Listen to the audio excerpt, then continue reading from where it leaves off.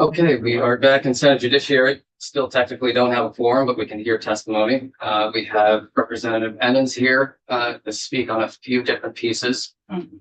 Thankfully, as we tried to salvage this bill before we adjourned the session. Thank you. And for the record, Representative Allison is chair of the House Corrections and Institutions Committee. The first thing I would really ask is if you can include language in S109 that pertains to what used to be H219, which was a bill that came out of the House, passed the Senate, was vetoed by the governor because there was a section that the administration said was unconstitutional. We have worked with the administration. We have agreement on the language. Everyone's on board, and we need a vehicle to resolve this issue. It pertains to putting Kids Apart, which is a program that's working in a women's facility to help parents who are incarcerated to keep contact with their children. And the proposal in the bill was to extend this to male facilities, and we're looking at doing a Newport facility. There was money in the current budget to do all this. And the part that was deemed unconstitutional or felt it was unconstitutional by the administration was a piece that we had that the Department of Corrections, when they submit their budget to the governor, their proposed budget in the fall, they're going to include funding. And the administration felt that was unconstitutional. And so they provided language. We agreed with the language. And it would only be that the Commissioner of Corrections would be providing sustaining trauma-informed family support services to help her. And we also put in statute that program, which the administration did not know. And we are putting the language, or recommending the language of the bill to be added to S209 with the correct language with the administration approves. In my committee approved on the voting lines. It's not actually a separate document, you know. So what was that other document? It's 290. Right there, you got it. Thank you. You guys have it. We also work. Should be. We also worked with our legislative council on this. Okay, Will, do you have a copy of this? I have one slap that. Yeah.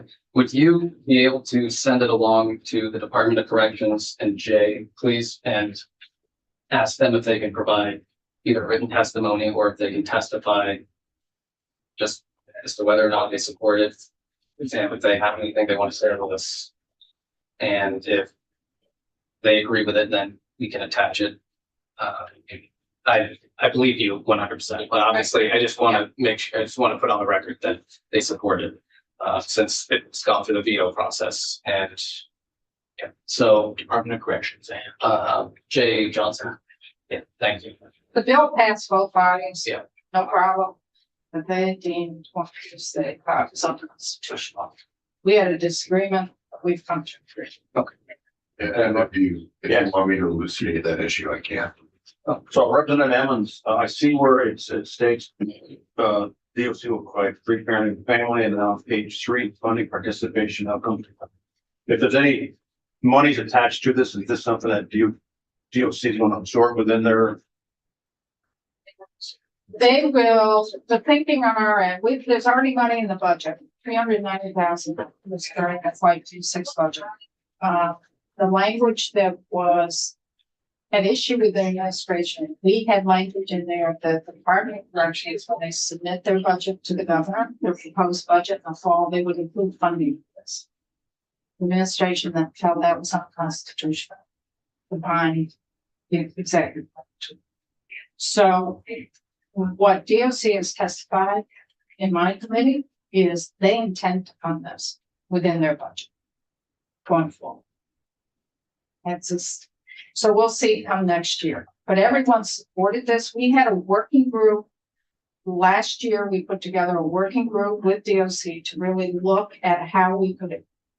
Kids Apart program is already operating in the women's facility and has been for almost 20 years. And we want to extend it to the male facilities, but We didn't want to do it all at once. The working group over the summer did a survey along with DOC, did a survey of the male facilities to figure out if male parents who are incarcerated would avail themselves of this program. The most response came from the Newport facility, where there was a lot of interest. And that's where they intend to extend the program first, would be to the Newport facility. The intent is just putting in all of our facilities, not just the women's facility. So there's no fiscal note nor required, ask for one. Okay. Because we had the funding already in the FY 26. So in quick question for you actually is with your appropriation lens, is there anything that you think this would have to cause the bill to go to approach or finance? Or That was my question. It's already there. It's already, when this passed, This is a what? because this passed both chambers already. Yeah. So this has already been vetted by probes, by everybody. This is just because of the veto, that the administration felt, that one provision that was problematic for them. I don't remember it, so Yeah, it passed, but maybe they come into it. it would have, Yeah, it had to. Okay. Yeah, and the governor vetoed the bill, not based on the funding piece of the money there, based on telling Department of Corrections to submit And- funding. And I don't think that there was a single no vote except for Representative Luno in the very first iteration, which he then switched to support now. But I don't think other than that, a single no vote in the whole process in any committee or on the floors of either chamber. And before we even passed the bill out of committee on the House side, the original bill, 219, we worked with our House Appropriations Committee to make sure it was in the budget. So we asked that this language be added to S-109 because this corrects and addresses the issue the administration had with the original H-219 when they vetoed it. Okay. So once we get confirmation from DOC and the administration that they support this new language, I'm fine with adding it. But I do just want to make sure we get on the record that this is something that's been vetoed, Mhm. that they accept this new language and it's not going to get vetoed again. I didn't want to go forward with any language unless I had an agreement with the administration Okay. and with my committee and everybody's on. Yeah, I just want to make sure that's on the record here.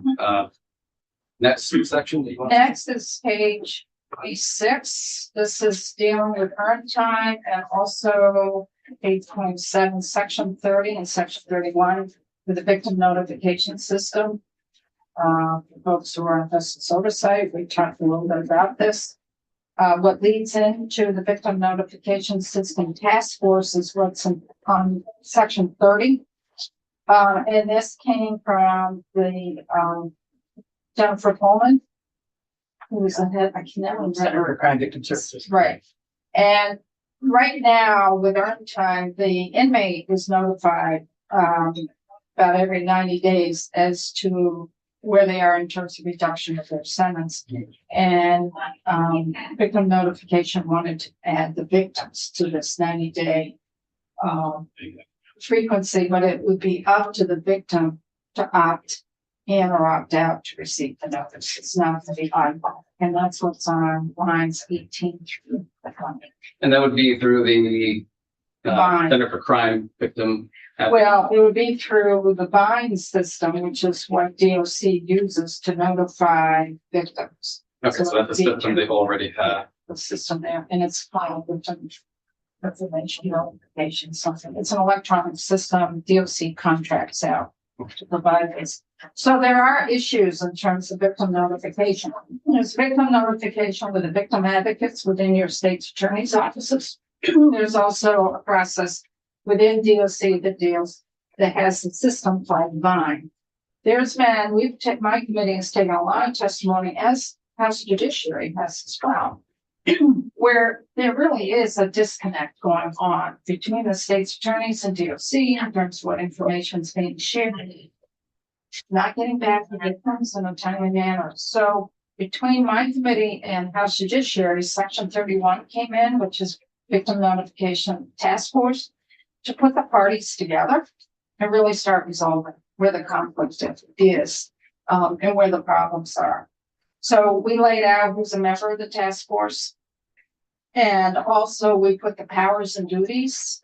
This is on page 28, lines 5 through 13, that would look at the current state of the victim notification system, how it could improve victim accessibility to the information, ensuring the entire notification process is trauma informed, because there's some real issues around that, how victims are notified and what is said, and also expanding the use of the automated notification system to increase options or better ways of communicating with the victims, and any necessary training and resources recommended. And then they need to report to the Justice Oversight Committee and to corrections and institutions on the House side, judiciary on the House side, and institutions on the Senate side, your committee here on the Senate side. They need to report by November 15th. Was there any opposition to this or any No. issues? Any We controversy? didn't, and I don't believe House Judiciary did. No. This No one- opposition? Anyway, okay. Okay, so the next one, and I'm not sure what section it's in. Oh, yes, section 33. This impacts the capital bill. This deals with county courthouses. Right now, district courthouses are owned by the state. County courthouses are not owned by the state. The function within the county courthouses, the state function, once the courts unified their courts, but they didn't talk about who owns the buildings. So what's starting to happen in the capital bill, counties are coming to us, and there is process currently. They go to the court administrator.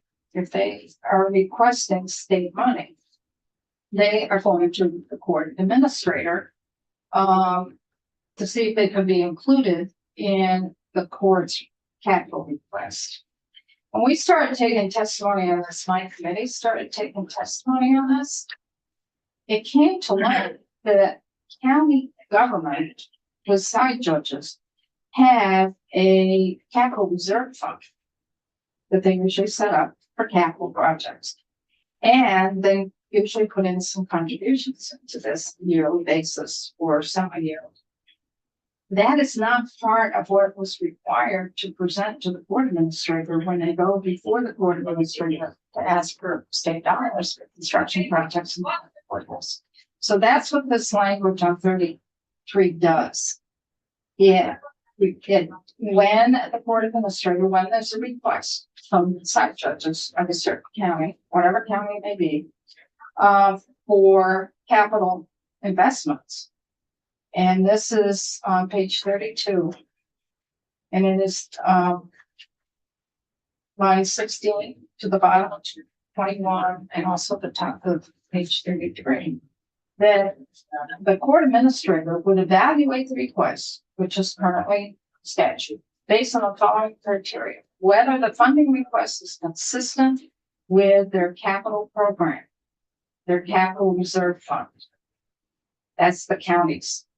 And whether the project that is being requested has been included in the list of capital projects in the county's budget.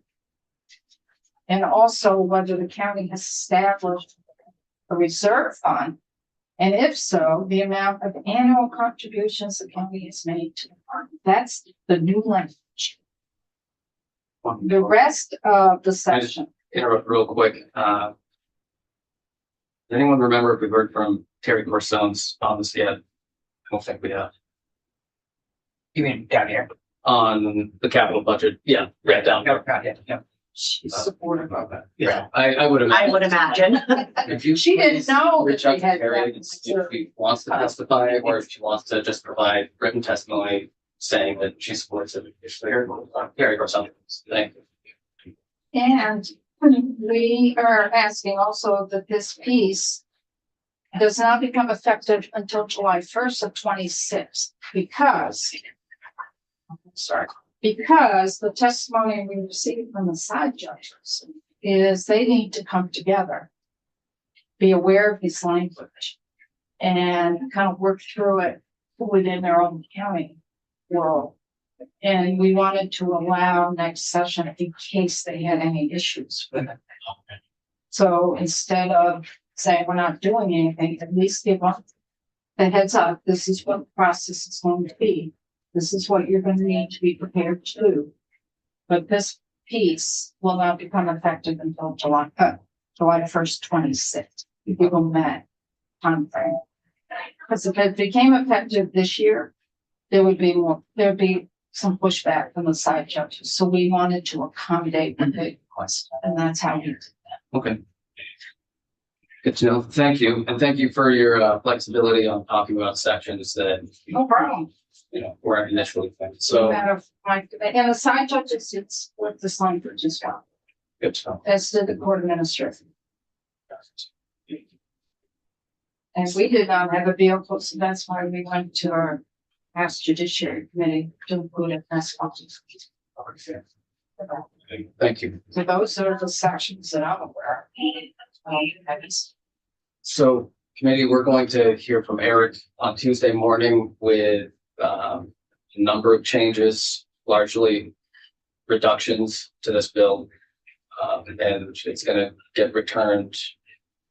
It's going to turn into something quite similar to what we sent to the House in the first place, while trying to keep some of these additions that we just discussed.